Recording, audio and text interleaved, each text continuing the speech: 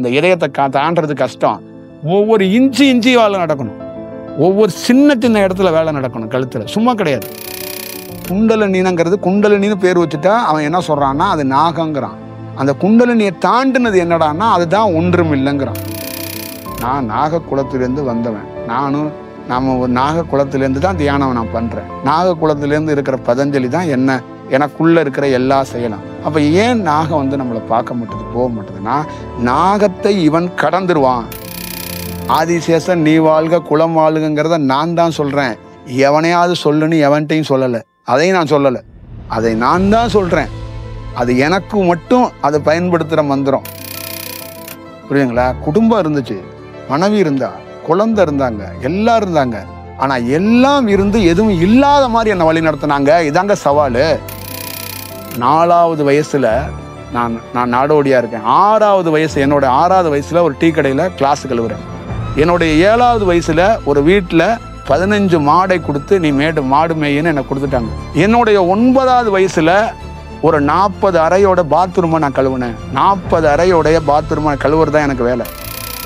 எனக்கு பதஞ்சலியோ ஆதிசேஷனோ சிவனோ பார்வதியோ வாழையோ நீங்கள் நினைக்கிற மாதிரி தங்கப்பெட்டில் படுக்க வச்சு பாலை ஊற்றி நீ தியானம் பண்ணி வளர் ராஜா, நீ வா ராஜா, இந்த உலகத்துக்கு அப்படியே ஒரு கையை காட்டி அப்படியே இந்த பார் அங்கே தெரியுது பார் அப்படிலாம் சொல்கிறதெல்லாம் இல்லைங்க. கசைக்கு புளிஞ்சு தூக்கி எறிஞ்சவா தான் அது.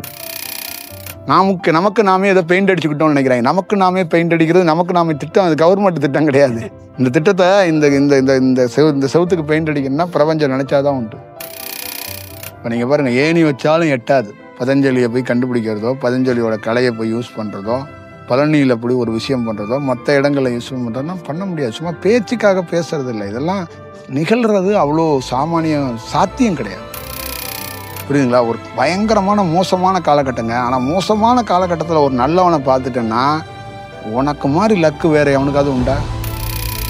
இப்போ நான் என்ன சொல்கிறேன்னா, உன்னோட ரிலீஸ் தேதி எனக்கு தெரியும், உனக்கு தெரியாதனால நீ அழுதுகிட்டு இருக்க.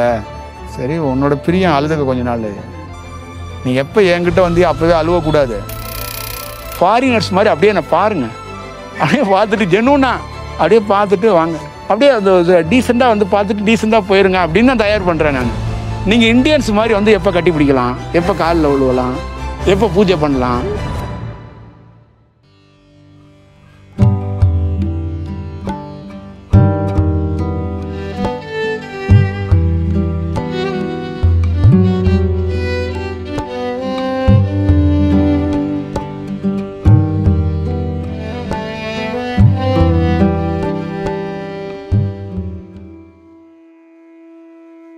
யார் சாட்சி சொல்வா? நீங்கள் சக்தி வாய்ந்த ஆளா, நீங்கள் உண்மையான ஆளுன்னா பழனி மலை சாட்சி சொல்லுவான். எனக்கா அந்த இடம் சொல்லும் நான் உண்மையானவனா போலியா.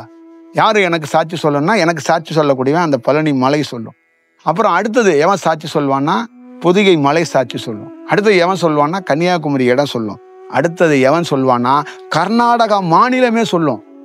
எமக்கு ரொம்ப உகந்தது கர்நாடகாவும் கேரளாவும் தான். கர்நாடகாவில் இருக்கிற வனப்பகுதி மாதிரி இந்த தமிழ்நாட்டில் இந்தியாவிலே ஒரு வனப்பகுதியை பார்க்க முடியும். மிக நுட்பமான வனப்பகுதி மட்டும் இல்லாமல் மிக நுட்பமான ஒரு அலைவரிசை கொண்ட ஒரு இடம். அதனால தான் அந்த மூகாம்பிகை, சாரதா, மைசூரில் இருக்கிற அந்த செயல், இதெல்லாம் இவங்க பார்க்குற செயல் வேற, அதோடைய வடிவம் அதோடைய வேற ஒரு விஷயத்துக்குள்ளே இருக்குது. அப்போ நான் இந்த இதில் அந்த கர்நாடகாக்குள்ளே நான் முழுமையாக என்னை நான் பணி செய்யக்கூடாது அப்படின்னு அதுக்குள்ளே ஒன்று இருக்குது. அதனால நான் அதிகமாக கர்நாடகாக்குள்ளே இந்த இதில் போய் ஆக்சஸ் பண்ணலை. அது நான் ஒரு லிமிட்டடாக தான் கர்நாடகாவை பயன்படுத்தணும் அப்படிங்கிறது தான் எனக்குள்ளே அந்த ஒரு செயலோட நான் ஒரு வட்டத்தோட வட்டமிட்டுட்டு அதை வந்துட்டேன் நான். புரியுதுங்களா? அந்த குக்கே சுப்பிரமணியாலாம் இருக்குல்ல, அதெல்லாம் அதெல்லாம் பதஞ்சலியோடைய கோட்டைன்னு சொல்லலாம். பதஞ்சலியோடைய அது பதஞ்சலி அவருடைய வாழ்வியல்ல மிக மிக சரித்திர வாய்ந்த செயல்களை திட்டங்கள் வகுத்து கொடுத்த இடம். இந்த உலகுக்கு திட்டம் வகுத்து கொடுக்குறாங்க. நீங்க இப்ப நிறைய வெள்ளைக்காரன் வாழ்ந்துட்டு கெஸ்ட் ஹவுஸ் வச்சுட்டு போயிருப்பான்ல, அந்த மாதிரி பதஞ்சலியோட கெஸ்ட் ஹவுஸ் தான் நான் போய் இது நம்ம கெஸ்ட் ஹவுஸ், நம்ம வாழ்ந்த கெஸ்ட் ஹவுஸ், நீ போய் அங்க இரு அப்படின்னு. பதஞ்சலி கெஸ்ட் ஹவுஸ் தான் மூகாம்பிகை, பதஞ்சலியோட கெஸ்ட் ஹவுஸ் தான் சிங்கேரி, பதஞ்சலியோட கெஸ்ட் ஹவுஸ் தான் இது நம்ம குக்கே சுப்பிரமணியா. பதஞ்சலியோட கெஸ்ட் ஹவுஸ் தான் நம்ம மைசூரில் இருக்கிற அந்த சாமுண்டீஸ்வரியோடைய விஷயம். அப்போ பதஞ்சலியோட கெஸ்ட் ஹவுஸ் தான் பழனி மலையும். நாம் போன எல்லா இடத்துக்குள்ளேயும் நம்ம இடத்துல போய் தங்கப்பா. அதான் சொல்கிறான், நீ ஹோட்டல் அப்படின்னு பார்க்காதடா, அந்த இடம் நம்ம இடம், நம்ம கெஸ்ட் ஹவுஸ். நம்ம அங்கே என்ன பண்ணோம், நம்ம அரசாட்சி செய்யும்போது பல பல நல்ல திட்டங்களையும் உன்னதமான இந்த கலைகளையும் இந்த உலகத்தில் மிக நுட்பமான செயல்களையும் இந்த இடத்துலேருந்து நிகழ்த்தினோம். இந்த இடத்துலேருந்து நம்ம செஞ்சோம். இந்த இடத்துக்குள்ளேருந்து அவ்வளோ பெரிய சரித்திரம் வாய்ந்த செயல்களை செய்த இடம். அப்போ மீண்டும் நம்ம பணி செய்ய வரும்போது நம்ம இடத்துல தான் நம்ம தங்கணும். நம்ம ஒரு ஊருக்கு போகிறோம், நீங்கள் ஒரு மாணவராக இருக்கீங்க, ஐயா நம்ம வீட்டில் தங்கலாம், இல்லை நான் ஒரு நல்ல இடத்த சொல்கிறேன் அப்படிங்கிறது சொல்லலாம். அதே மாதிரி தான் அந்த இடம் நீங்கள் இங்கே வாங்கன்னு அழைக்குது. நம்ம இடத்துல இருங்க, நான் பார்த்துக்கிறேன், நம்ம ஒரு வடிவத்துக்குள்ளே இருங்க, நம்ம பார்த்துக்கலாம் அது அப்படிங்கிறது தான் அதோடைய செயல்வழி. அப்போ ஒரு என்ன துணிச்சல் இருந்தால் ஒரு தியானம் பண்ணுறவனுக்கு ஒரு ஹோட்டலில் உட்காந்து எப்படிங்க தியானம் பண்ண முடியும்? இது எவ்வளோ பெரிய சவால் தெரியுங்களா? இதெல்லாம் நடக்கிற காரியம். தியானம் புட்டுக்கிட்டு போயிருங்க, ஓடி போயிருங்க. தியானம்லாம் கஷ்டம். ஏன்னா நல்ல அலைவரிசை கிடைக்காதுங்க, நல்ல அலைவரிசைலாம் இருக்காது. எப்படி போய் ஒரு ஹோட்டலில் போய் நான்வெஜ் சமைச்சிக்கிட்டு இருக்க ஒரு ஹோட்டல்லையோ, இல்லை கீழ்நிலையில் வாழ்ந்துட்டு இருக்க மனிதர்கள் வாழ்ந்துட்டு இருக்க கீழ்நிலை மனிதர்கள் தங்குற ஒரு ஹோட்டலில் இன்னார்னு இல்லாமல் உலகம் முழுக்க எவன் வேணாலும் தங்குற ஒரு அறைக்குள்ள ஒரு தியானத்துக்குள்ள வளரணும்னு நினைக்கிறவன், தியானத்துக்குள்ளே வாழணும்னு நினைக்கிறவன் எப்படி தங்குவான்? அது எப்படி உகந்த இடமா இருக்கும்? அது எப்படி உகந்த இடமா மாற்ற முடியும்?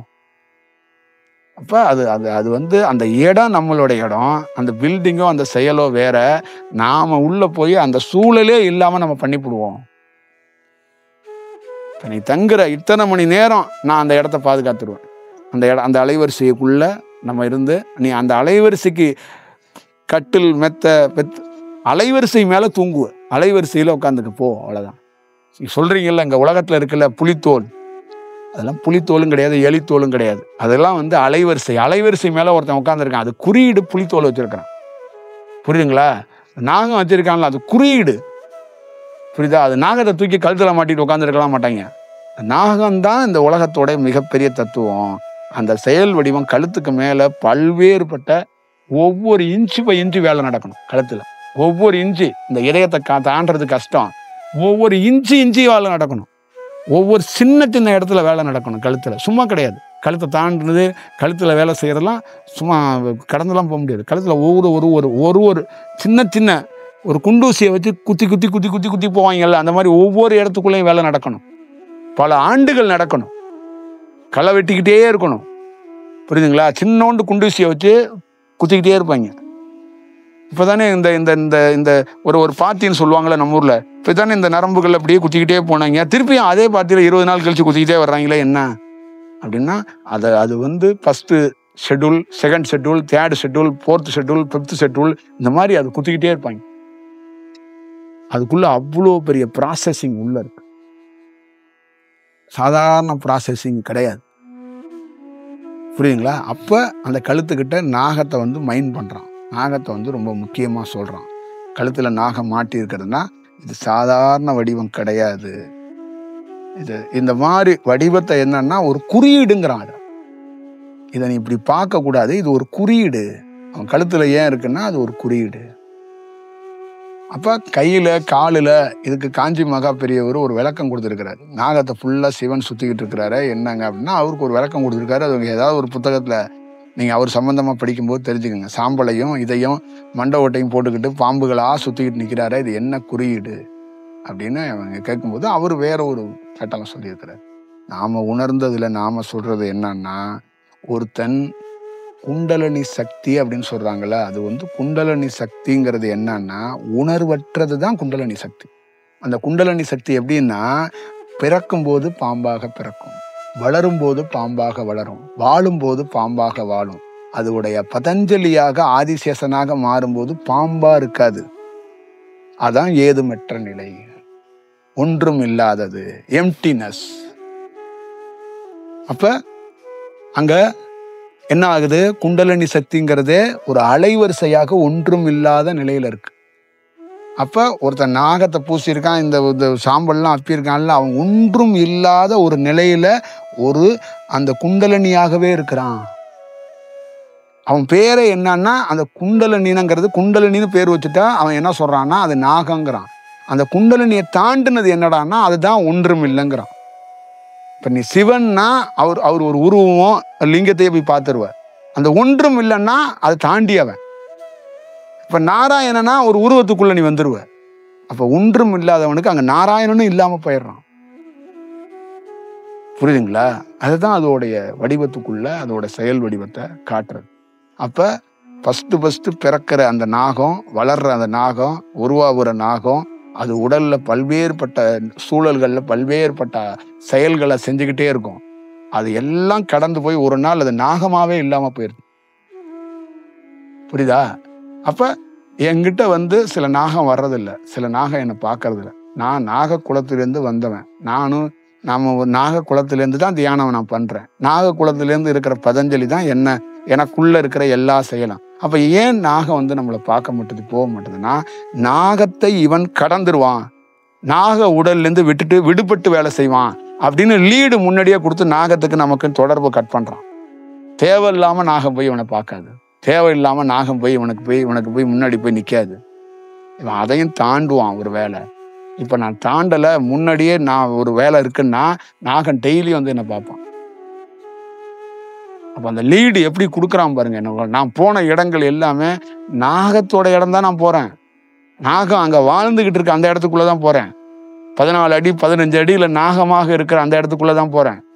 அப்போ அந்த இடத்துக்குள்ளே போகும்போது ஏன் அந்த சந்திப்புகள் நிகழ்த்த மாட்டதுன்னா அது உனக்கு லீடு, அது உனக்கு சந்திக்கிறதுக்கான வாய்ப்புகள் தேவையில்லை. அதுக்கான வாய்ப்புகள் நம்ம உருவாக்க வேண்டாம், அது ஒரு செயல் செஞ்சுக்க வேண்டாங்கிறது தான் இதோடைய வடிவமாக இருக்கு. அப்போ இதெல்லாம் ஒரு பேச்சா, ஒரு தத்துவமா, ஒரு வீரமா யாருக்குள்ளே கடத்துறது இல்லை. இதெல்லாம் கிடைக்கிறதுங்கிறது கிடைக்காது. ஏன்னா தலைகீழாக நின்று நீ தண்ணி குடித்தாலும், நீ எவ்வளோ எண்ணெய்களை ஊற்றிக்கிட்டு பிறண்டாலும் பதஞ்சலி மாதிரி ஒரு கலையை சித்தி பண்ணவே முடியாது. எவனாலையும் பண்ண முடியாது, இந்த உலகத்தில் எவனாலையுமே பண்ண முடியாது. அப்போ பண்ண முடியும்னா அவன் பதஞ்சலி நினைச்சா பண்ண முடியும். இப்போ நான் மனுஷன், வெளியில் ஒருத்தன் ஆக்சஸ் பண்ணான், என்ன மனுஷனை ஞாபகப்படுத்தினான். நீ மனிதன், நீ 2 குழந்தைக்கு தகப்பன், மனைவி, உன்னை சுற்றி ஒரு 300 பேர் சொந்தக்காரன் இருக்கான். காது குத்து, கல்யாணம், கச்சேரி, இப்போ அதிகாரம், பவரு, காரு, வீடு, சுகவாசி, சொந்தக்காரன், இப்படி வாழ்ந்துட்டு இப்படி போயிடுவ. ஆனால் நாங்கள் ஒருத்தன் இருக்கிறவன் உனக்கு தெரியுமா? இப்படி ஒருத்தன் இருக்கிறவன் தெரியுமா? என்ன பார்ப்ப? கடவுள்னா என்ன பார்ப்ப? கோயிலில் போய் சிவலிங்கத்தை பார்ப்ப. வேற என்ன பார்ப்ப? ஒரு செயலை பார்ப்ப. கனவுல ஏதாவது ஒளியை பார்ப்ப, ஏதாவது பார்ப்ப. ஒரிஜினலாக என்ன தெரியுமா? எப்படி நாங்கள் யாருன்னு உனக்கு தெரிஞ்சுக்க முடியுமா? நீ நானும் யாரு? வாய்ப்பு இருக்கா? வாய்ப்பு இல்லை. அப்போ நான் உனக்கு உன்னுடைய மரப்பு இருக்கு பாரு, அதை கொஞ்சம் கொஞ்சமாக எடுத்து நீ இங்கே உள்ளவன் கிடையாதுடா. கல்யாண பத்திரிக்கையில் நம்ம எங்களோட ரிலேட்டிவ் கல்யாண பத்திரிக்கையில் பேர் போட்டிருப்பாங்க. என்ன சொந்தக்காரங்க, ரொம்ப நெருங்கிய சொந்தக்காரங்கள என் பேரையும் என் மனைவி பேரையும் குழந்தைங்க பேரெல்லாம் போடுவாங்க. இப்போ அவன் சொல்கிறான், டேய் இந்த பேரெல்லாம் இதில் இடம் பெறதெல்லாம் அவங்க வச்ச பேர், நீ இதுக்குரியவனே இல்லை. புரியுதா? உனக்குள்ள என்னங்கிறது தெரியாதனால நீ அவனுங்களுக்குரியவனாகவும், நீ அவனுங்களுக்காகவே பிறந்தது மாதிரியும், அவனுங்களுக்காகவே நீ வாழ்ற மாதிரி நீ ஃபீல் பண்ணிட்டு உட்காந்துருக்க. கேட்டால் கடமைங்கிற, கண்ணியங்கிற, கட்டுப்பாடுங்கிற வசனத்தை பஞ்சுத்தைகளாக பேசிட்டு உட்காந்துருக்க. சேர்றா அப்படிங்கிறதுனால தான் அந்த உள் உணர்வுகளில் நம்மளை வேலை செய்ய வச்சு வச்சு வச்சு வச்சு வச்சு காட்டுறான். புரியுதுங்களா? அப்பையும் பாருங்க, துல்லியமாக வேற எவனுக்கு வழி நாட்ட மாட்டான், எனக்கு வழி காட்டுறான் பாருங்க. எப்படி வழி காட்டுறான்? டேய் என்னை குரு என்று வணங்கி விடாதே, டேய் என்னை கடவுள் என்று வணங்கி விடாதே, நீயும் நானும் இருக்கிற ரகசியம் என்ன அப்படிங்கிறத முழுமையா அறியற வரைக்கும் என்னை நீ எந்த ஆக்சிஸ்லையும் வழங்காதடா, உனக்கு தெரியாது, நீ முழுசா பாரு, வா அப்படியே சுத்தி சுத்தி சுத்தி சுத்தி வா. இப்ப எந்த ஜட்ஜ்மெண்ட்டுக்கும் வராத. நான் பல காட்சிகள் காட்டுறேன், இதெல்லாம் என்னுடைய இது அப்படிலாம், அதெல்லாம் ஜட்ஜ்மெண்ட்டுக்கு போகாத, அப்படியே வா. அப்புறமா பாரு. அப்புறம் நீ என்ன வணங்கணுமா, இதை நான் உன்னை வணங்குறேன் நான் பாரு. யாரை வணங்கிக்கிறோம் அப்புறம் வச்சுக்கோ அந்த கச்சேரியான்ட்டான். நான் உன்னை குருன்னு அழைக்க போறேன்னா இல்லை நீ என்ன குருன்னு அழைக்க போறியாங்கிறது அப்புறம் பார்த்துக்கோ. இப்போ நீ என்னை குரு என்று அழைக்காதே, நானும் உன்னை குரு என்று அழைக்கல, நியூட்ரல் ஒப்பந்தம் போட்டுக்கோ. நம்ம நீ வா, மரப்பெல்லாம் எடுத்துட்டு வா, அப்புறமா நம்ம பேசி அது யார் அழைக்கிறான்னு உனக்கு அன்னைக்கு என்னை பார்க்குற விதம் இருக்குல்ல, அன்னைக்கு தெரிஞ்சிடும். நான் உன்னை பார்க்குற விஷயம் இருக்குல்ல, அன்னைக்கு தெரிஞ்சிடும். அப்போ யார் என்னங்கிறது அது அனுபவமாக தெரிஞ்சவொன்னே பார்த்துக்கலாம். அதனால தான் ஒரு இடத்துல கூட பதஞ்சலியோடைய புகைப்படத்தை என்னுடைய புகைப்படத்தில் தான் தலைக்கு மேலே நாகத்தை போட்டிருக்கேனே வந்து, பதஞ்சலி புகைப்படம் இதுதான், எவனையாவது கும்பிடுங்கன்னு ஒருத்தன் என்கிட்ட தியானம் பண்ணவன் கும்பிட்டான்னு சொல்லுங்க. ஒருத்தன் வாழை பரமேஸ்வரி படத்தை கும்பிட்றான்னு ஒருத்தன்ட்ட சொல்லியிருப்பானா? போகரை கும்பிட்றான்னு ஒருத்தன்ட்ட காட்டியிருப்பானா? கிடையவே கிடையாது. எந்த தனிப்பட்ட முறையிலையும் யாருடைய உருவத்தையும் யாருக்கிட்டையும் வணங்க கொடுத்ததோ வணங்கு என்று சொன்னதே கிடையாது. ஆதிசேஷன் நீ வாழ்க குலம் வாழ்கிறத நான் தான் சொல்றேன். எவனையாவது சொல்லுன்னு எவன்கிட்டையும் சொல்லலை. அதையும் நான் சொல்லலை, அதை நான் தான் சொல்றேன். அது எனக்கு மட்டும் அதை பயன்படுத்துகிற மந்திரம்.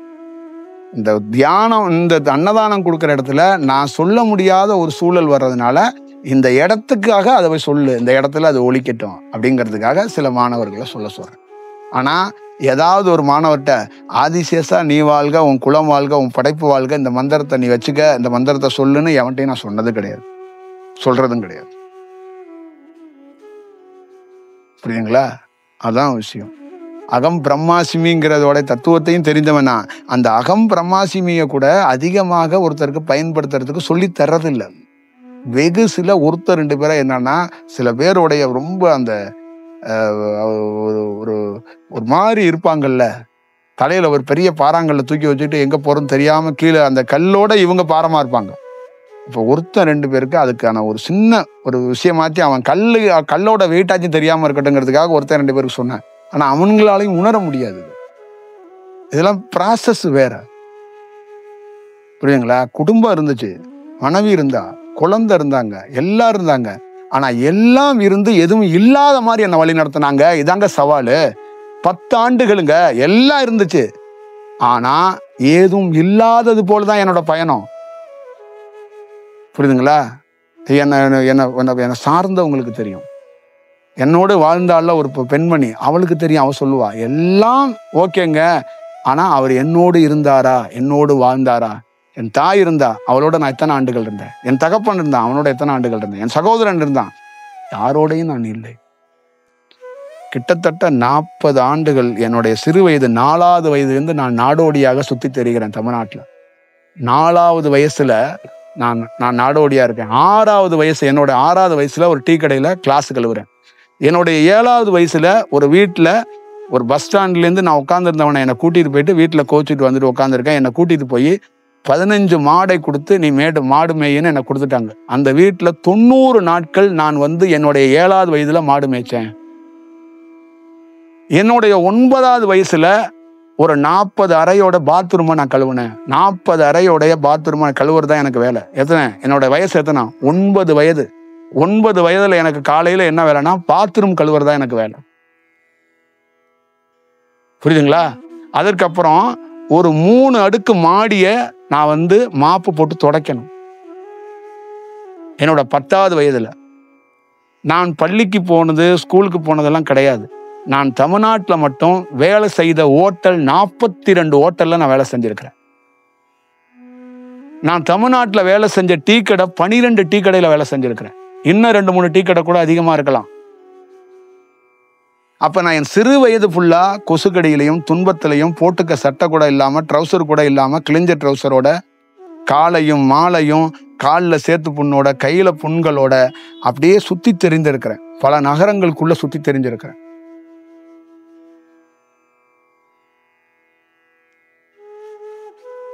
இப்ப ஏன் இதெல்லாம் நடக்குதுன்னு எனக்கே தெரியாது. என் வீடுகளில் என் உறவோட, என் தாயோட, என் தகப்பனோட நான் இருந்து தங்கி சாப்பிட்டு வாழ்ந்ததே கிடையாது. திருமணத்துக்கு அப்புறமும் இதே தான். அப்ப என்னை ஒரு ஒரு ஒரு பெரிய ஒரு நாடோடி வாழ்க்கையிலே வைத்திருந்தாங்க, ஒரு சூழல்லே வச்சிருந்தாங்க. அப்ப எதெல்லாம் நான் பண்ணணுமோ அதெல்லாம் பண்ண வச்சாங்க. ஆனா அதற்கு உரியவனா என்னை வாழ வைக்கல, அதற்கு உரியவனாக ஒரு வேலையை செய்ய வைக்கல.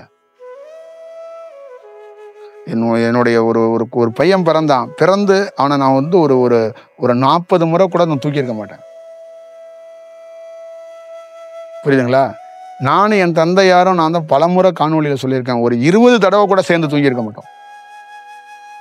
அவரும் நானும் வந்து ஒரு 32 ஆண்டுகள் வந்து ஒன்றா இருந்தேன். ஒரு அவர் இருந்தார், நான் இருந்தேன். ஆனால் அவரும் நானும் தூங்கியது ஒரு 10 வாட்டி 20 வாட்டி கூட சொல்கிறது கஷ்டம். ஒரு 2 வாட்டி 1 வாட்டி நடந்திருக்கலாம். இல்லைன்னா எனக்கே தெரியாமல் ஏதாவது சிறு வயதில் 1 வயசு 2 வயசில் கூட நடந்திருக்கலாம். அப்பயும் அவர் வர்றதில்லை. அவரே வீட்டுக்கு வருவாராங்கிறது தெரியாது. அவர் ஒரு ஸ்போர்ட்ஸ் பிளேயரு.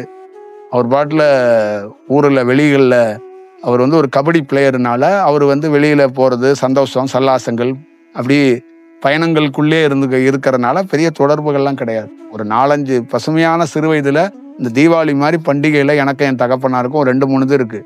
அப்புறம் 2-3 பசுமையாக ஞாபகம் இருக்கிறது. அவர் என்னை அடித்தது தான் பசுமையாக ஞாபகம் இருக்க வேண்டிய, அவர் என்னை தூக்கி கொண்டாடியது இல்லை. ஆனால் ஒரு இடத்தில் கூட அவர் மேலேயோ என் தாய் மேலேயோ எனக்கு எந்த வெறுப்புமே வந்தது கிடையாது. என்னன்னா எங்களுக்குள்ள பாசம் கிடையாது, ஆனால் அந்த வெறுப்பே இல்லை. அதுவும் ஏன்னு எனக்கே தெரியாது. அந்த வெறுப்பற்ற நிலையோ, இவர் எங்கள் அப்பா எனக்கு மோசங்க, எனக்கு பிடிக்காது அப்படிலாம் நான் ஒரு நாள் கூட சொன்னது கிடையாது. அவரை வந்து ஒரு ஃப்ரெண்டாக தான் பார்ப்பேன், ஒரு நண்பனாக தான் பார்ப்பேன். அவரும் என்ன அப்படி தான் அணுகுவார். ஒரு ஸ்டேஜ் வரைக்கும் பார்த்தாரு. அதுக்கப்புறம் நான் அப்படி நாடோடியாக அங்கங்கே சுற்றுறேன், இவனுக்கான விஷயம் இவன் செஞ்சுக்க மாட்டான் அப்படின்னோடனே ஒரு ஸ்டேஜில் என்ன நினைத்தாருன்னு தெரியல. என்னுடைய 17வது வயது 18 வயதுக்கெல்லாம் அப்புறம் என்னை மகனாக பார்க்கறத விட்டுட்டார். ஒரு நண்பன் மாதிரி தான் பார்ப்பார். என்னப்பா எப்படிப்பா இருக்கிற? ஒரு நாள் கூட நான் வெளி உலகத்தில் தான் இருந்தேன். சிறு வயதுலேருந்து வெளியில் போய் ஒரு கடையிலையோ ஒரு இடத்துல வேலை செஞ்சு தான் சம்பளம் வாங்கினேன். ஒரு 100 ரூபா 500 ரூபா 1000 ரூபா மாதம் அப்பாவுக்கு ஏதாவது பணம் கொடுன்னு கூட கேட்டதே கிடையாது.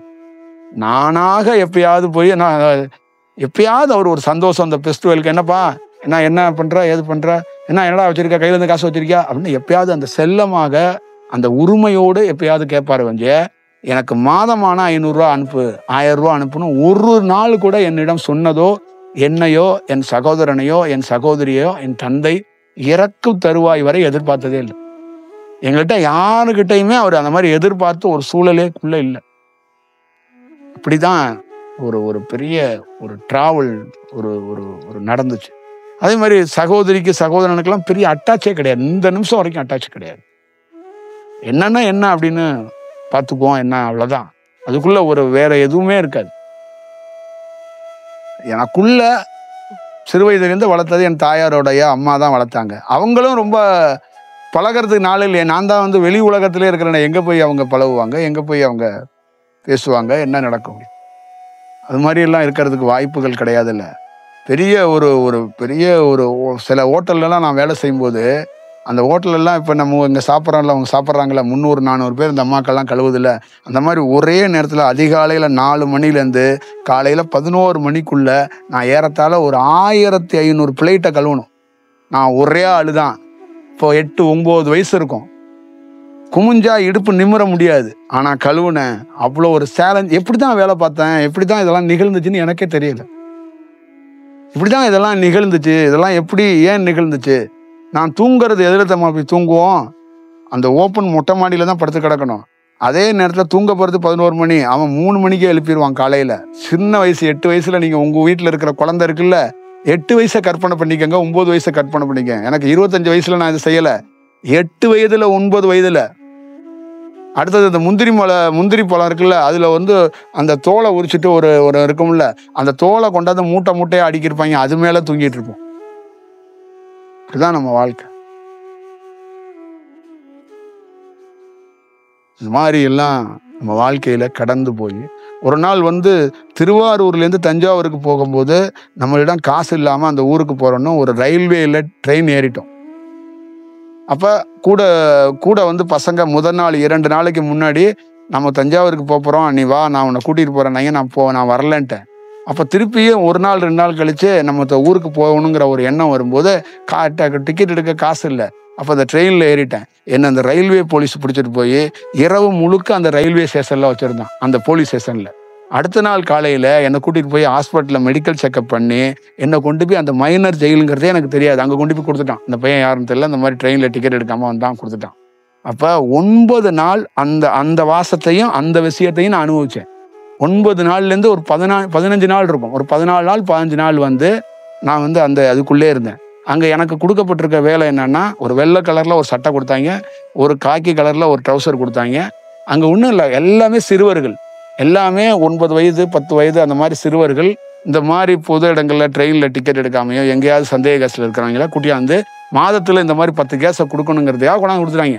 அப்புறம் தாய் தகப்பனை இழந்துட்டு அது இல்லாமல் யாருமே அவங்களுக்கு வந்து இப்போ உள்ளே வந்துட்டாங்கன்னா அவங்க யாருன்னு அவங்க அட்ரஸுக்கு லெட்டர் போடுவாங்க. ரிப்ளை இல்லைன்னா அங்கேயே அரசாங்கம் படிக்க வைக்குது.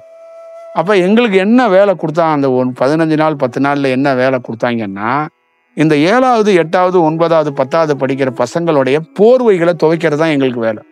இப்போ நாங்கள் வந்து புதுசாக வந்திருக்கிற மாணவர்கள் அப்படின்னா, இப்போ இந்த மாணவர்கள் எப்படின்னா 10 நாள் 20 நாள் 1 மாதத்தில் அவங்க வீட்டில் வந்து அழைச்சிட்டு போயிடுவாங்க. அப்போ அந்த புது மாணவர்கள்னு ஒரு செக்ஷன் இருக்கு. அந்த புது மாணவர்களுக்கு என்னன்னா 40-50 போர்வைகளை துவைக்கணும். இதுதான் எங்களுடைய வேலை. இப்போ 40-50 போர்வைகளை நாங்கள் வந்து காலையில் ஒரு கூட்டமாக சேர்ந்து 30-40 பசங்க துவைப்போம். அப்போ காலையில் 8 மணிக்கு இங்கே வந்துடுவோம். அடுத்து காலை உணவு, மதிய உணவு. அப்போ மதிய உணவு முடித்தோடனே ஒரு பிரேக்ஃபாஸ்ட், ஒரு ஈவினிங் ஒரு இது மாதிரி 3 மணி 2 மணிக்கா 4 மணிக்கெல்லாம் கொடுத்துருவாங்க. 5 மணிக்கெல்லாம் கொண்டு போய் எங்களை ஒரே ஓப்பனில் ஒரு டார்மெண்ட்ரி மாதிரி ஒரு இடத்துல அடைச்சிடுவாங்க. ஒரு தலகாணியும் ஒரே ஒரு பெட்ஷீட் மட்டும் கொடுத்துருவாங்க. அதுக்குள்ளே நீங்கள் படுத்துக்கணும். திருப்பி அதிகாலையில் 4:30 மணிக்கு 5 மணிக்கு எழுப்பிடுவாங்க. எழுப்பிட்டு நமக்கு இந்த பெட்ஷீட் துவைக்கிறது, இல்லைனா அந்த பகுதியை சுத்தம் பண்ணுறது, குப்பையெல்லாம் பொறுக்கிறது. இதுக்கு வார்டன் வந்து 2 வார்டன், பகலில் காலையில் ஒருத்தர், மத்தியானத்துக்கு மேலே ஒருத்தர் இப்படின்னு கொடுத்துருவாங்க. அப்புறம் ஒரு 14வது நாள் என் தந்தையார் வந்து என்னை கூட்டிகிட்டு போயிட்டார். அப்போ இந்த மாதிரி ஒரு சூழலையும் நம்ம பார்த்துட்டு வந்திருக்கோம். அப்போ எவ்வளோ பெரிய ஒரு சவால், எவ்வளோ பெரிய ஒரு சேலஞ்சிங்கு, எவ்வளோ பெரிய போர்க்களமான ஒரு பகுதியிலேருந்து தாங்க ஒருத்தன் வர்றான்.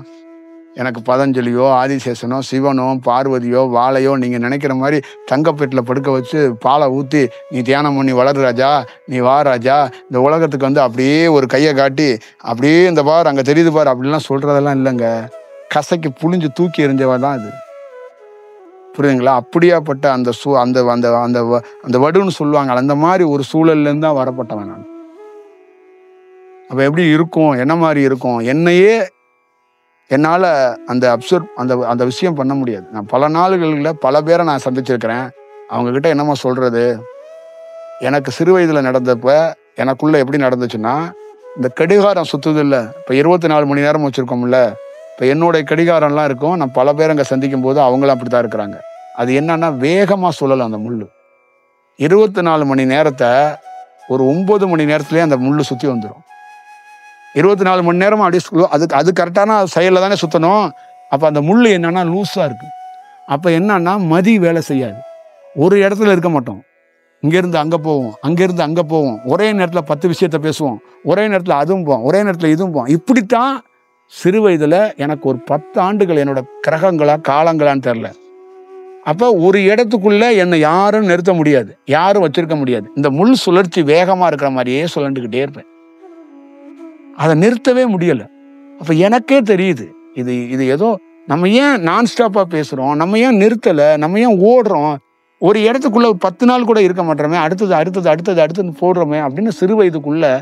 அப்புறம் ஒரு தியானம் வந்ததுக்கு அப்புறம் தான் அந்த முள் வந்து என்னன்னா பின்னாடி மண்டை இருக்குல்ல பெடரி, அதில் இருக்கிற நெட்டை டைட் பண்ணி அந்த முள்ளை இயல்புள்ள அப்படியே ஸ்லோவாக அது போக்கில் அப்போ தான் ஏங்க வச்சேன். அப்போ தான் எனக்கு தெரிஞ்சு இந்த மாதிரி ஆயிரக்கணக்கான மக்களை நான் தியானத்துக்கு வர்றவங்கள பார்த்துருக்கேங்க. நம்மக்கிட்ட இப்போ லைவ்ல வர்றவங்கள இந்த முள் ஸ்பீடாக ஓடுது பார்த்தீங்களா, 24 மணி நேரமாக அது போக்கில் இல்லை, அது 8 மணி நேரத்திலே சுற்றி முடிச்சிருது.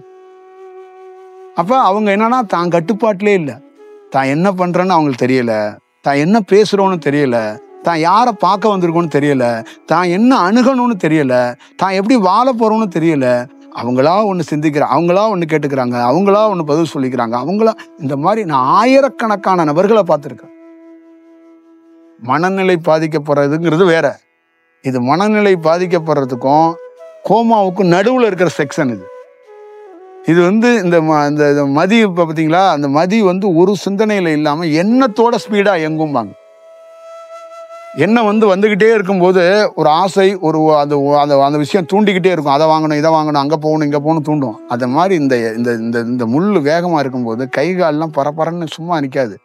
இங்கேருந்து பஸ் ஏறி அங்கே போயிடுவோமா, அங்கேருந்து பஸ் இங்கே வந்துடுவோமா அப்படிம்பாங்க. சின்ன வயசில் என்ன சொல்லுவாங்க, நீ என்னடா ஒரு இந்திர சிட்டாடா, ஒரு இடத்துல நிற்க மாட்டியா, இங்கே ஒரு 10 நிமிஷம் நிற்கிற, அங்கேருந்து அங்கே போயிடுற, அப்புறம் அங்கேருந்து இங்கே போயிடுற, ஒரு இடத்துல நின்றா அப்படின்னா நிற்க மாட்டேன்.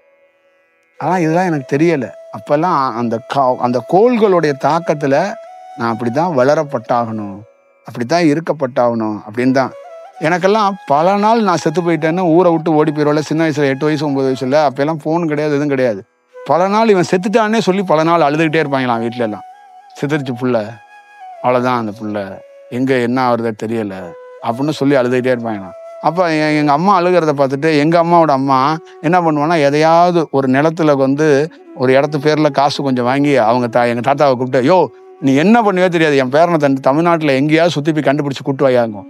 அப்புறம் அவர் எங்கேயோ ஒரு இடத்துல 2-3 தடவை என்னை கண்டுபிடிச்சி கூட்டிகிட்டு வந்திருக்காரு. இவர் போய் தேடுவார், ஒரு ஊராக போவார். சரி பார்த்துங்க என்ன மாதிரி வேலை கொடுத்துருக்கேன் பாருங்க நான். புரியுதுங்களா? ஒரு இடத்துல நான் மாடு மேய்ச்சிக்கிட்டு இருந்தேன்ல, ஒரு வீட்டில் போய் 90 நாள் இருக்கிறேன். அந்த வீட்டில் அங்கே என்னன்னா ஒரு நாடகம் போடுவாங்க. ஒரு நைட்டில் வந்து ஒரு நாடகம் போடுவாங்க. அந்த நாடகம் போடுறதுக்கு ஒரு 20 கிராமம் ஒன்றா சேர்ந்து அந்த நாடகம் நடக்கும். நைட்டு இப்போ 8 மணிக்கு ஆரம்பித்தாங்கன்னா காலையில் 6 மணி வரைக்கும் இருக்கும்.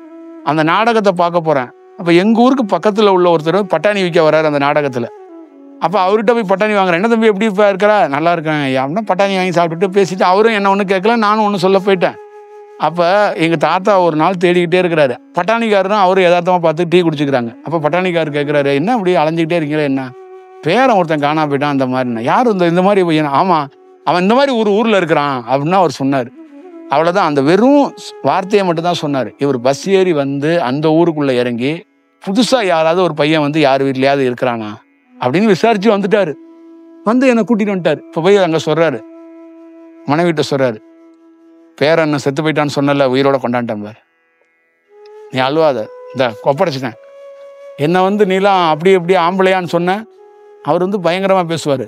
காமராஜரை நான் நேரடியாக பார்த்தவன், காமராஜர்கிட்ட நான் கேள்வி கேட்டவன், காமராஜர்கிட்டேருந்து ஒரு விஷயத்த பண்ணவன். இப்படியாப்பட்ட ஒருத்தனை போய் நீ வந்து ஒரு ஆள்னு சொல்லிட்டிய, கொண்டாட்டம் போகிற ஆளை அப்படின்ட்டு போவார் அவர். இப்போ இந்த மாதிரிலாம் ஒரு சூழல்கள்லாம் வாழ்க்கையில். அடுத்தது 10 நாளில் திருப்பி ஒன்று பண்ணிடுவேன். 10 டேஸ் தான் நான் அங்கே. இப்போ எனக்கு ஒரு கமாண்டோ படை போட்டவனும், எனக்கு ஒரு ஆள்கள் போட்டாகணும். இப்போ என்னுடைய அம்மாச்சி எல்லாம் ஒரு பெரிய சகாப்தம் என்னன்னா, என்ன வளர்க்குறதுக்காகவே பெரிய அது ஒரு மிலிட்ரி ஆஃபீஸர் மாதிரி அதெல்லாம். புரியுதுங்களா? என்னை வந்து பார்க்கறதுக்காகவே ஒரு விஷயம். அதோட சுருக்கு பையிலேருந்து 5 ரூபாயை தூக்கிட்டு படத்தை பார்க்க போயிட்டேன். புரியுதுங்களா? அப்போல்லாம் தேட்டரில் வந்து 25 காசு என்னமோ டிக்கெட்டு. 5 ரூபாங்கிறது அப்போல்லாம் 1000 ரூபா 2000 ரூபாய்க்கு சமம். 5 ரூபாயை காணோன்னா அங்கே ஒரே கலவரம், வெட்டிக்க குத்துக்க நடந்துகிட்டு இருக்கு. நான் போய் இங்கே அப்புறமா ஒரு தகவல் சொல்கிறாங்க, உன்னோடைய இந்திரஜித்து பேரனோட வேலையாக தான் இருக்கும், இந்த மாதிரி தெய்வீக காரியத்தெல்லாம் அவர் தான் செய்வார். அவனா இல்லை என் பேரும் அப்படி கிடையாது, அவன் கர்ணனோடைய சுத்தமானவன், அப்படி இப்படி ஆச்சா பூச்சான்னா யாரும் நம்பலை. கடைசியாக பார்த்தா நான் தான் அது. நிச்சயமாக செலவு 2000 ரூபாயோ 3 ரூபாயோ வச்சுருக்கேன், 2 ரூபா செலவு பண்ணிட்டேன்.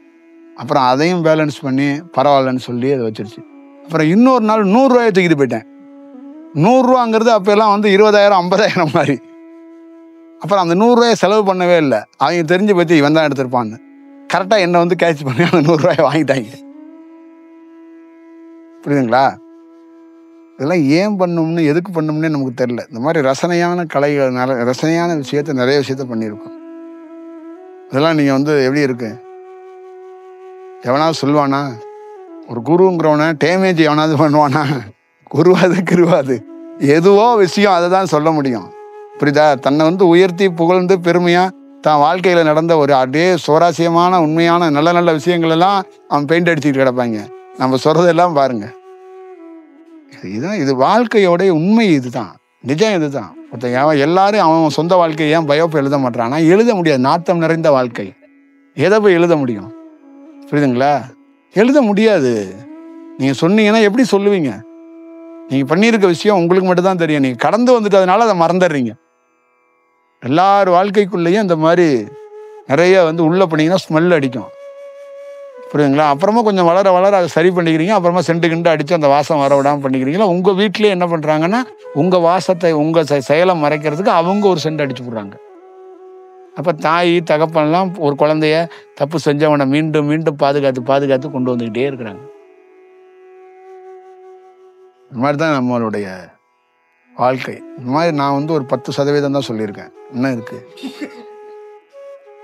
ஏன்னா கிட்டத்தட்ட நான் வந்து ஒரு 17 ஆண்டுகள் இந்த மாதிரி நகரம் முழுக்க சுற்றி இருக்கிறேன் சிறு வயதில். புரியுதுங்களா? அதுவே வந்து ஒரு 4-5 எபிசோடு பண்ணலாம், ஒரு 5-6 வால்யூம் போடலாம் புக்கு. அவ்வளோ கதைகள் வந்து பண்ணியிருக்கிறோம். அப்போவே ஒரு பிரான்ஸ் வெள்ளைக்காரன் வந்து, நீ வந்துடுறியா எங்கள் நாட்டுக்கு? என்ன என்ன எனக்கு அவனுக்கு என்ன பழக்கம்னா, அவன் ஒரு ஒரு ஒரு ஹோட்டலில் தங்கியிருக்கிறான். நான் வந்து அவனுக்கு வந்து காலை மாலை அவன் ரூமை வந்து மாப்படித்து சுத்தம் பண்ணி கொடுக்குறதா எனக்கு வேலை. அந்த நீட்டாக சுத்தம் பண்ணி கொடுக்குறத பார்த்துட்டு என்னை வந்து அவனுக்கு பிடிச்சி போச்சு. அடுத்தது என்ன பிடிச்சி போச்சுன்னா, நான் ஒரு சிங்கர் சிப்ஸ் போடுவேன் ரொம்ப சூப்பராக. அப்போ அந்த மாஸ்டர் வந்து எனக்கு வந்து சாப்பிட போகும்போது பழக்கமாயிருவார், அந்த கிச்சனில் இருக்கிற மாஸ்டர். அதனால அவர் என்ன பண்ணுவார்னா, அவர் சமயத்தில் இது நீ போடுறா அப்படிம்பார். அப்போ நான் வந்து அதை போடுவேன். அப்போ அந்த பிரான்ஸ்லேருந்து வந்திருக்க வெள்ளைக்காரனுக்கு இந்த சிங்கர் சிப்ஸ் என்னன்னா, அவனுங்களுக்கு வந்து அரை வேக்காட்டில் இருக்கணும். அந்த உருளைக்கிழங்கு வந்து என்னென்னா, அப்படி உடைச்சோம்னா முறுக்கு மாதிரி வரக்கூடாது, அப்படியே மாவு மாதிரி வரணும். அது அவ்வளோ அழகாக இருக்கணும், சாஃப்டாக அப்படி ஒன்று இருக்கணும். அப்படி ஒன்று போட்டு கொடுத்தோன்னா, இது நம்ம தான் போட்டு கொடுத்தோன்னா அவன் பயங்கர இதாகிடுவான். அதே மாதிரி பிளாக் டீ, அவனோட சொத்தே தான் பிளாக் டீ, உருளைக்கிழங்கு, இது 2 தான் அவனோட ஃபேவரெட்டு. பாக்கி இந்தியன் ஃபுட்டை வந்து அதிகமாக எடுக்க மாட்டான். அடுத்தது பிரெட் டோஸ்ட், பட்டர் டோஸ்ட், இதை 2 தான் சாப்பிடுவான். பாக்கி மற்றபடி ரொம்ப ரேராக அவன் 15 நாளைக்கு ஒருக்கா ஒரு மசால் தோசை திம்பாங்க. இதுதான் அவனுடைய செயல். நைட் ஆனால் ஒரு கிங் ஃபிஷர் பீர் வாங்கிக்குவான், ஏதோ ஒரு டின் பீரோ ஏதோ ஒன்று வாங்கிக்குவான். புரியுதுங்களா? எந்த உடையும் இல்லாமல் தான் தூங்குவாங்க நைட்டை ரூமில். அப்போ நமக்குள்ள சொல்லுவாங்க, நோ ஃப்ரீ த ஓப்பன் அப்படிம்பாங்க. அப்போ எனக்கு இங்கிலீஷ் எல்லாம் தெரியாது. சொல்லுவான், நீ உன் அட்ரஸ் கொடு அப்படின்னு என்னை விதவிதமாக ஃபோட்டோ எடுப்பான். எடுத்துகிட்டு நான் ஃப்ரான்ஸுக்கு கூப்பிட்டு போகிறேன், நான் உன்னை ஃப்ரெண்ட். அவன் அங்கேருந்து ஃப்ரான்ஸுக்கு போயிட்டு எனக்கு போஸ்ட்லாம் அனுப்புகிறான். இந்த முதலாளி சொல்கிறான், என்னடா எனக்கு கூட அனுப்புனால உனக்குலாம் அனுப்புகிறாங்களே, யாரா அவங்க, மொழியே தெரியாது. அவன் வீட்டில் இருக்கிற மாதிரி பழகிட்டாங்க. இது மாதிரிலாம் நடந்திருக்கு. எத்தனையோ விஷயங்கள் நகரம் முழுக்க சுற்றி தெரிஞ்சிருக்கிறோம். அதெல்லாம் ஏன் என்னன்னு இப்போ தான் தெரியுது. இப்படி வாழ்ந்திருக்கிறோம், என்ன செஞ்சுருக்கிறோம் அப்படின்னு தெரியுது. அதே மாதிரி தான் உங்கள் வாழ்க்கைக்குள்ளே நீங்கள் வந்து உங்களோட சோகத்தெல்லாம் சொல்கிறீங்கன்னா, எல்லா எஸ்ட்ரீமுக்குள்ளேயும் எல்லாத்தையும் பார்த்துட்டு வந்திருக்கேன். எல்லாமே நமக்குள்ளே அது இறைவன் அந்த மாதிரி ஒரு சூழலை வந்து ஒரு ஒரு ஏன்னா இது எக்ஸ்பீரியன்ஸு கிடையாது. என்னுடைய ஜாதகம் அப்படி தான், என்னுடைய கோள்கள்லாம் இப்படி தான், யாரோடையும் அட்டாச் ஆகாமல் இப்படி நாடோடிகளாக சுத்தப்படணும், வாழப்படணும்னு அப்படி தான் எனக்கு வந்து பிறப்புலேயே அமைக்கப்பட்டிருக்கு. பிறப்புக்குள்ளே அப்படி தான் இருக்குது. அப்போ வந்து என்ன போயெல்லாம் நீங்கள் மாற்றி கொண்டு வந்து ஒரு இடத்துக்குள்ளெல்லாம் வளைக்க முடியாது. அதுக்கப்புறம் தியானங்கிறதும் எனக்கு வந்து ஏதோ எனக்கு நானாக பண்ணி வந்துருச்சுன்னு இல்லை, அது எனக்கு இயற்கையாக கிடைக்கப்படணுன்னால தான். நான் எப்படி சுற்றும்போது 9 வயசில் ஒரு பள்ளிக்கு போக வேண்டிய ஒரு குழந்தை டீ கடைக்கு போணுச்சோ, ஒரு காலேஜுக்கு போக வேண்டிய ஒரு குழந்தை போய் வேறு எங்கேயோ ஒரு கம்பெனிலே எங்கேயோ போய் வேலை செஞ்சிச்சோ, அந்த மாதிரி தான் இது. நிறைய கோயில் கட்டுறதுக்கெல்லாம் என்னை கூட்டிகிட்டு போவாங்க, இந்த சிப்பிகள் இருக்காங்கல்ல. அப்போ என்னன்னா, நான் நிறைய ஜோக்கு சொல்லுவேன். அது போர் அடிக்காமல் இருக்கணுங்கிறதுக்காக, நீ வந்து வேலையே செய்யலனாலும் பரவாயில்ல, நீ வாப்பா அப்படின்பாங்க. கூட்டிகிட்டு போய் எனக்கு ஒரு வேலையை கொடுத்தோன்னா அந்த கிராமமே மகிழ்ச்சி அடைய வச்சுருவேன் அப்போவே. அப்போ போய் அங்கே எங்கேயாவது ஒரு ஒரு ஒரு ஊரில் போய் 15 நாள் 20 நாள் தங்கி ஒரு கோயில் சபதி வேலையை பார்க்கறது. அவர் பள்ளிக்கூடத்தை கொடுத்துருவாங்க, அங்கே நைட்டு தங்கிக்கங்க, சோறாக்கி சாப்பிட்டுக்கங்கம்பாங்க. இப்போ அந்த ஊரில் போய் அந்த ஊருக்காரன் வாழ முடியாத ஒரு வாழ்க்கையை நாம் போய் வாழ்கிறது. எப்போ 15 வயசு 14 வயசில் சொல்கிறேன். இப்போ இதெல்லாம் வந்து எப்படின்னா, ஒரு ஒரு ஒரு அனுபவத்துக்கு ஒரு ட்ராவலுங்கிறதுக்கு சொல்லலை, ஒரு மனிதருடைய பயணம் வந்து எப்படியெல்லாம் இருக்குது அப்படிங்கிறத நம்ம பார்த்துக்கணும். இப்போ அது வந்து நாம் தீர்மானிக்கிறது இல்லை, அது இயற்கையாக அது தீர்மானிக்கப்படுகிறது. அப்படி தான் அது உருவாக்கப்படுகிறது, அப்படி தான் அந்த சூழலில் இருக்குது. அதனால தான் அந்த செயல்லேருந்து நம்ம வரும்போது அந்த தியானம்லாம் அவ்வளோ நுட்பமாக அந்த பதஞ்சலி அந்த செயல்லாம் கிடைச்சதுக்கு காரணம், நாம் திட்டமிட்டு ஏதோ ஒன்று பண்ணிடல. இந்த சூழலில் இப்படியே வாழ்ந்துட்டு இருக்கான்ல, இவனுக்குள்ள ஒரு பெரிய திருப்பு முனையை ஏற்படுத்தும் பாரு, நடக்கும் பாருங்கிறதான் அந்த செயல். சொல்லுவாங்கல்ல, ஊர்லேயே விசேஷமான ஒரு திருடன் சாமியார் ஆகி போன கதைன்னு ஒன்று இருக்கும்ல, அந்த மாதிரி தான் ஊர்லேயே சிறு வயதுலேருந்து இந்த மாதிரி ஒரு பையனை போய் எங்கள் ஊரில் சொந்த ஊரில் போய் கேட்டால் என்ன ஒப்பீனியன் கொடுப்பாங்க? நீங்களே சொல்லுங்கள். எனக்கு என்ன சர்டிஃபிகேட் கொடுப்பாங்க சொல்லுங்கள்? என் மேலே என்ன ஒப்பீனியன் இருக்கும்? ஒரு உறவுக்காரன் போய் நீங்கள் இருக்கீங்க, என்னை குழந்தையிலேருந்து பார்த்துருக்கீங்க, நீங்கள் என்ன எனக்கு என் மேலே ஒப்பீனியன் வச்சுருப்பீங்க? இந்த பையன் என்னங்க, அந்த பையன் என்னங்க, அந்த என்னங்க அப்படின்றீங்கல்ல, அதுதான் விஷயம். ஏன்னா அவங்களால இப்போ என்னன்னா யூகிக்க முடியலை. எப்படி இருந்தால் நான் இப்படி ஆகிட்டுங்கிற மாதிரி இப்போ அவங்களால வந்து யோசிக்க முடியலை. இப்போ அவங்களுக்கு என்னன்னா, அவங்க ஏழையாக இருக்கிறது பணக்காரர் இல்லை. இவர் எப்படி மாறினாருங்கிறதே அவங்க போய் வீட்டு செவுத்துல மோதி மோதி பல செவரை இடிச்சிட்டாங்க. இது ஒரு அதிர்ச்சி தானே. அவங்களுக்கு வந்து பொறுத்தளவுக்கு இது ஒரு பெரிய பேர் அதிர்ச்சிங்க. ஒருத்தன் காசு சம்பாதிக்கிறது முக்கியம் இல்லைங்க, கோடீஸ்வரனா இருக்கிறது முக்கியம் இல்லை. எங்க ஒருத்தனை கடவுள் மாதிரி பார்க்குறாங்களே, இது என்னது அப்படின்னு அவங்களுக்கு உறவினர்களுக்காக குழப்பம் வந்துடும்ல.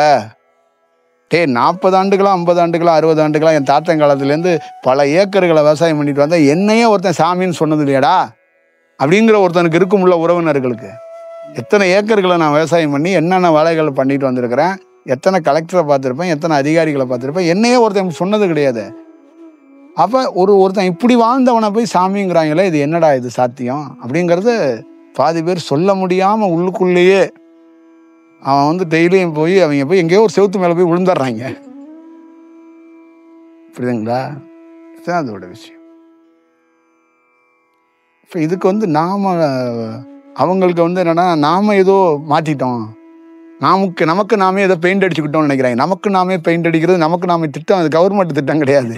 இந்த திட்டத்தை இந்த செவுத்துக்கு பெயிண்ட் அடிக்கணும்னா பிரபஞ்சம் நினைச்சாதான் உண்டு. எந்த பிரபஞ்சம் டீ கடைக்கு அமிச்சிச்சோ, எந்த பிரபஞ்சம் ஹோட்டலுக்கு அமிச்சிச்சோ, அதே பிரபஞ்சம் தான் இந்த அற்புதமான சொர்க்கங்கிற மாதிரி அந்த பிரபஞ்சத்துக்கு கூட்டிட்டு வந்துச்சு. அவ்வளோதான் விஷயம். அதுக்கு காரணம் வந்து அதுதான், நம்ம கிடையாது. அப்போ என்னுடைய ரோலோ நாம் நினச்சி நாம் புத்திசாலியா சொல்லுவான்ல ஒரு விஞ்ஞானி, இரவு பகலாக நான் செஞ்சு, சத்தியமாக நம்ம கிடையாதுங்க. நம்மளாம் எந்த சிந்தனையும் தியானத்துக்காக சிந்தனை போட்டு இந்த கலையை எப்படி, அந்த கலையை எப்படி, டெக்னிக்கு, இந்த விஷயம், இந்த நெட்டத்துக்கு இங்கே போடணும், இதை போடணும், அதான் ஒன்றும் கிடையாது. தியானம் வந்ததுக்கப்புறம் மண்டையில் உங்களுக்கே தெரியும்ல, சும்மா இருக்க முடியாமல் சொரிஞ்சுக்கிட்டு ஏதாவது ஐடியா பண்ணுவோம்ல, அந்த மாதிரி ஏதாவது சின்ன சின்ன விஷயங்கள் நான் யோசிச்சிருக்கேனே வந்திய. ஆனால் அதையும் என்னை செய்ய விடாது. சின்ன சின்ன விஷயம் ஏதாவது ஒரு தியானம் வந்தோன்னே சும்மா இருக்க முடியாதுல்ல நம்மளால. யாராவது ஒருத்தர் 2 பேர் இருக்கீங்கன்னா உங்களை மாதிரி ஆளுங்களை பிடிச்சிக்கிட்டு தியானத்துக்குள்ள இந்த நரம்பு இப்படி சேரலாமோ, ஒருவேளை இப்படி வளையலாமோ, இப்படி நிமிந்து போனால் எப்படி இருக்கும், இப்படியெல்லாம் யோசிச்சுருந்துருக்கோம். அப்புறமா அரை மணி நேரம் கழிச்சு 1 மணி நேரம் கழிச்சு அந்த நரம்பு வளைஞ்சான்னா வளையலைன்னா என்ன, பேசாமல் விட்டுருவோம், நமக்கு தேவையில்லை, பைத்தியம் முடிச்சிடும், இதை ஏன் அந்த வேலையை பார்த்துக்கிட்டு அப்படிலாம் விட்டுருக்கோம். எல்லாம் நடந்திருக்கு. அதனால் எப்பயுமே ஒன்று ஞாபகம் வச்சுக்கோங்க, ஒவ்வொரு மனிதர் வாழ்க்கைக்குள்ளேயும் உங்களை நீங்கள் வந்து கஷ்டப்படுறீங்க அப்படி இப்படிலாம் நீங்கள் நினைக்கிறீங்க, அதை தாண்டி ஒன்று இருக்குது. எல்லாத்துக்குள்ளேயுமே ஒரு ஒரு ஒரு போராட்டங்கிறதுக்குள்ள வேற ஒரு மாற்றம் ஒன்று இருக்குது. அது யாராலையும் எதுவும் ஒன்றும் யூகிக்கலாம் முடியாது. நீங்கள் நினைக்கிற மாதிரியெல்லாம் அது கிடையாது. அதுக்காக நான் சொல்கிறேன். இப்போ நீங்கள் பாருங்கள், ஏணி வச்சாலும் எட்டாது. பதஞ்சலியை போய் கண்டுபிடிக்கிறதோ, பதஞ்சலியோட கலையை போய் யூஸ் பண்ணுறதோ, பழனியில் போய் ஒரு விஷயம் பண்ணுறதோ, மற்ற இடங்களை யூஸ் பண்ணுறதெல்லாம் பண்ண முடியாது. சும்மா பேச்சுக்காக பேசுறது இல்லை. இதெல்லாம் நிகழ்கிறது அவ்வளோ சாத்தியம் கிடையாது. சும்மா ஏதோ வார்த்தையால் பதஞ்சலியோட புத்தகத்தை தூக்கி படிச்சுவிட்டு பதஞ்சலியை தூக்கி தலையில் வச்சுட்டு அலையிறது இதெல்லாம் கிடையாது. இந்த ராம்தேவெல்லாம் நீங்கள் இந்தியாவில் இன்னும் உருளை கூட சொல்லுங்கள், 10,000 கோடியை கூட சம்பாதிக்கலாம், 15 லட்சம் கோடியை கூட சம்பாதிக்கலாம். பதஞ்சலிகிட்டேருந்து ஒரு பீஸை கூட உருவ முடியாது. புரியுதுங்களா? ஒரு துண்டு இந்த இது இருக்குல்ல, அந்த வக்கீலை கூட உருவ முடியாது. ஒன்றும் பண்ண முடியாது. ஏன்னா அவங்கள பற்றி எனக்கு தான் தெரியும். அவங்க வந்து ரியாக்ட் பண்ண மாட்டாங்க. அவங்களும் அதனால தான் ஏது பண்ணுறவனா இருக்கிறாங்க. அவன் நினைக்கிற மாதிரிலாம் கிடையாது. அந்த உண்மையான அந்த இறை சக்திங்கிறது அவ்வளோ சாமானியெல்லாம் ரியாக்ஷனே பண்ணாது. அவ்வளோ ஒரு ரியாக்ட் பண்ணாது. ரொம்ப அது ரியாக்ட் பண்ணுறது வந்து அதுவாக ரியாக்ட் பண்ணதான். நீங்கள் ஒன்று எழுப்பிட்டீங்கிறீங்கல்ல, அது தவறு தான். நான் வந்து அழைத்தேன், இறைவன் வந்துட்டாங்கிறதெல்லாம் தவறு. நீ அழைக்கிறதுனால வரல, இந்த காலத்தில் நான் வரணுங்கிறதுக்காக தான் வந்தேம்மா. புரியுதா? நீங்கள் அடுப்பை போட்டு கொளுத்திட்டு இருக்கீங்கல்ல, ஏன்னா கொளுத்துறது ஏன்னா உனக்கு நல்ல காலம் வரப்போது, கொளுத்துறான்னு உனக்கு ஒரு லீடு கொடுத்துருக்கான். நீயா கொளுத்தலை, அவன் வந்து உனக்கு அதுக்கும் அவன் தான் வாய்ப்பு கொடுக்குறான். டே கொளுத்துறா, உனக்கு நல்ல காலம் வரப்போகுதுடா, வெளிச்சம் தெரியுதுடா, கொளுத்துறா. அழுதுகிட்டே இருந்தாலடா, அப்போ சிரிப்பப்படுறா, கொளுத்துறா அப்படின்னா. அப்போ அவனை கொளுத்துனா பார்த்தவனுக்கெல்லாம் ஆச்சரியமாச்சு. என்னடா இங்கே ஒரு விளக்கு எரிஞ்சிக்கிட்டே இருக்கு, இவங்க என்னடா நான் ஒரு நாள் அதே மாதிரி வந்தான். அது அவன் வாழ்க்கையை மாற்றி விட்டு போயிட்டான். இதுதான் வாழ்க்கை. இப்போ உங்கள் வாழ்க்கைக்குள்ளெல்லாம் இப்போ இந்த தியானம், இந்த குரு அப்படி தேடுறீங்கன்னா ஒரு லீடு. அப்போ எங்கேயோ உங்களுடைய வாழ்க்கைக்குள்ளே இனி எஞ்சிய காலத்தில் ஏதோ ஒரு நல்ல செயல் காத்திருக்குங்கிறதுக்காக இதுதான் லீடு கொடுக்குறான். அவன் எதுக்கோ ஒரு விஷயத்துக்காக தான் அவன் வந்து உங்களை குட்டியாக இங்கே உட்கார வச்சுருக்கான வஞ்சிய. மற்றபடி நீங்கள் நினச்சி எங்கள் ஊரில் ஒன்று சொல்லுவாங்கல்ல, இந்த பெரிய சாக்கை போர்வையெல்லாம் விரித்து வடகம் போட்டுக்கிட்டே இருப்பாங்க. இப்போ வடகம் போட்டுக்கிட்டே இருக்கும்போது பக்கத்தில் ஒருத்தர் சொல்லுவார், டேய் என்ன போட்டாலும் இதுக்கு கீழே போயிட்டா ஒன்றும் இல்லைடா போடா அப்படிம்பாரு. வடகம் போட்டவங்களாம் சாக்காய் நின்றுவான். அப்படியே பார்ப்பாங்க என்னடான்னு. அந்த மாதிரி நீங்கள் நினைக்கிறது வேற, புரியுதுங்களா? ஆனால் உங்களுக்குள்ள ஒரு ஒரு ஒரு செயல் உங்களுக்கு ஏதோ ஒன்று செயல் பண்ணணுங்கிறதுக்காக தான் அது லீடு கொடுத்து உங்களை வேற பாதையில் கூட்டிடுவார், புரியுதுங்களா? நீங்களா ஒரு பாதைக்குள்ளே வந்துட்ட மாதிரி ஏதோ ஃபீல்லாம் கொடுத்துக்காதீங்க. அதெல்லாம் இல்லை, அது ஏற்பாடு, புரியுதா? நீ பல பல பாதைகளுக்குள்ளே போனாள். இப்போ இந்த பாதைக்குள்ளே நுழைஞ்சிருக்கன்னா அது ஒரு காரணம் இல்லாமல் இல்லை, புரியுதுங்களா? ஒரு நல்ல குருவை பார்க்கும்போது கூட உன் ஜாதகத்தை எடுத்து போட்டு பாரு. உனக்குள்ள ஏதோ திசையோ ஏதோ ஒரு செயலோ ஏதோ ஒரு நல்ல சூழல் இருந்தால் தான் ஒரு நல்லவனை கூட பார்க்க முடியும். நல்ல சூழல் இல்லைன்னு எப்படி போய் பார்ப்ப நீ, புரியுதுங்களா? ஒரு பயங்கரமான மோசமான காலகட்டங்க. ஆனால் மோசமான காலகட்டத்தில் ஒரு நல்லவனை பார்த்துட்டேன்னா உனக்கு மாதிரி லக்கு வேற எவனுக்காவது உண்டா? ஒரு மோசமான காலகட்டத்தில் ஒரு நல்லவனை பார்த்துட்டா அந்த மோசமான காலகட்டமே உனக்கு இல்லாமல் போயிடும், புரியுதுங்களா? ஐயோ அவன் அந்த மாதிரி செயல்படவே விட மாட்டான் அவனை, புரியுதா? ஏன்னா அவன் அலைவரிசை நீ வேற மாதிரி கதறிட்டு கிடப்ப. அவன் என்ன பண்ணுவான்னா உன்னை நான் பார்த்துக்கிறேன், நீ வந்திருக்கிற இடம் எங்க அப்படின்றான். சினிமாவிலலாம் ஹீரோ சொல்லுவாங்கல்ல, எங்க வந்திருக்கீங்க நீங்க அப்படிம்பாங்கல்ல, அந்த மாதிரி தான் அது. இதெல்லாம் அதுதான் ஒரு பெரிய குடுப்பனைன்னு சொல்லுவாங்கல்ல, அந்த மாதிரி ஒரு செயல். அது ஒரு சாதாரண விஷயம் கிடையாது. அது உணர முடியாது, அதை ரிலேட் பண்ண முடியாது. இப்போ நான் சொன்னேன்ல, எத்தனை ஆண்டுகள் கழிச்சு எனக்கு காட்டப்பட்டிருக்கு. அந்த மாதிரி உங்களுக்கு ஒரு 5 ஆண்டுகளோ ஒரு 7 ஆண்டுகளோ ஒரு சில ஆண்டுகள் கழிச்சு இங்கே நடந்த செயல், திருவண்ணாமலையில் நடந்தது, நீங்கள் வந்தது, பார்த்தது, சாப்பிட்டது, பயணித்தது, இது எல்லாம் ஒரு நாள் ஒரு சுவாரஸ்யமாக உங்களுக்கு காட்டப்படும் போது நீங்கள் அழுதுருவீங்க, கதறிடுவீங்க, ஃபீல் பண்ணுவீங்க. அப்போ அருகாமையில் நானோ என்னோட சூழலோ இருக்குமான்னு தெரியாது, ஆனால் அது ஒரு நாள் அதை உணர்வீங்க. நான் எஸ்டீமா கடமை, எஸ்டீமா குடும்பக்காரங்க, எஸ்டீமா கொள்ளக்காரங்களாம் நான் பார்த்தவன். அவங்க எல்லாம் எங்கே போனாங்கன்னு தெரியாதுங்கிறதையும் நான் பார்த்தவன். இப்போ இன்னைக்கு நீங்கள் அழுகுறீங்கல்ல, இதுதான் வாழ்க்கைன்னு, அதெல்லாம் ஒரு குப்பைங்கிறது எனக்கு மட்டும்தான் தெரியும். அது எப்படி தூக்கி எறியப்படுங்கிறது எனக்கு தான் தெரியும், வேறு யாருக்கும் தெரியாது. அதனால் அதெல்லாம் இன்னைக்கு இந்த குப்பையை நீ அப்படியே அப்படியே அப்படியே பயங்கரமாக தூக்கிட்டு போகிற மாதிரி போவேன். எனக்கு அது என்ன குப்பை இல்லையே, அது இந்த காலத்தில் இங்கேருந்து அங்கே போகணும், அது வரைக்கும் இங்கே இந்த அழுகணும். இங்கேருந்து அங்கே போகணுமா, சரி ரைட்டு. அப்போ நாம என்னடா அவன் என்ன நினைப்பான், இது தூக்கிட்டு போகிறோம்பான். நான் அதை கேரே பண்ணுறதில்ல. அவங்க என்ன அவர் பார்க்குறாரு, ஒன்றுமே ரியாக்ட் பண்ண மாட்டாரு, ஏதாவது ஆசீர்வாதம் பண்ணுவாரா, ஏதாவது செய்வாரா, வர்றாரு போகிறாரு பேசுகிறாரு செய்கிறாரு, ஏதாவது செய்வாரான்னு தான் ஒன்றும் செய்கிற மாதிரி தெரியல. டெய்லியும் அழுவை இன்க்ரீஸ் ஆகிட்டே இருக்குது, குடும்பம் இன்க்ரீஸ் ஆகிட்டே இருக்குது, வாழ்க்கையோட பயணங்கள் ரொம்ப கடுமையாக இருக்குது. என்னடான்னா அங்கிட்டு சந்து திரும்பும் போது நீ என்னையே மறந்துடுவ. ஏன்னா உனக்கு சந்தோஷம் வந்துடும். உனக்கு சந்தோஷம் வரும்போது என்ன நீ மறந்துடுவ, புரியுதா? அப்போ நீ விடுதலை ஆயிடுவ, வேற மாதிரி ஆயிடுவ. அப்போ அந்த உன் விடுதலை தேதி எனக்கு தெரிஞ்சிருச்சு, அதனால தான் நான் உன்னை ஃப்ரீயாக விட்டுருக்கேன். இப்போ நான் என்ன சொல்கிறேன்னா, உன்னோட ரிலீஸ் தேதி எனக்கு தெரியும், உனக்கு தெரியாதனால நீ அழுதுகிட்டு இருக்க. சரி, உன்னோட பிரியம் அழுதுக்க கொஞ்ச நாள். நீ எப்போ என்கிட்ட வந்தியோ அப்போவே அழுவக்கூடாது. நீ ஒரு ஸ்டூபிட் ஃப்ளோ, நீ அழுகணும்னு ரொம்ப விருப்பப்படுற, அழுது தொலை போ. நீ அழுகக்கூடாதுன்னு தான் கடவுள் என்கிட்ட அனுப்பியிருக்கான். நீ இங்கே அழுகுறன்னா நீ ஒரு அழுகா முடிஞ்சு போ அப்படின்னு சொல்லிட்டு நான் பாட்டில் ஓடிக்கிட்டு இருக்கேன், புரியுதுங்களா? திருப்பதி எம்பெருமான் ஏழுமலையார் காலுக்கு கீழே போய் அவர் காலுக்கு கீழே போய் நீங்கள் என்ன பண்ணுவீங்க? வணங்குவீங்க. ஒருத்தன் என்ன பண்ணானா, இது தங்கமா இல்லை ஒரிஜினல் காலான்னு சுரண்டிக்கிட்டே இருந்தானோ.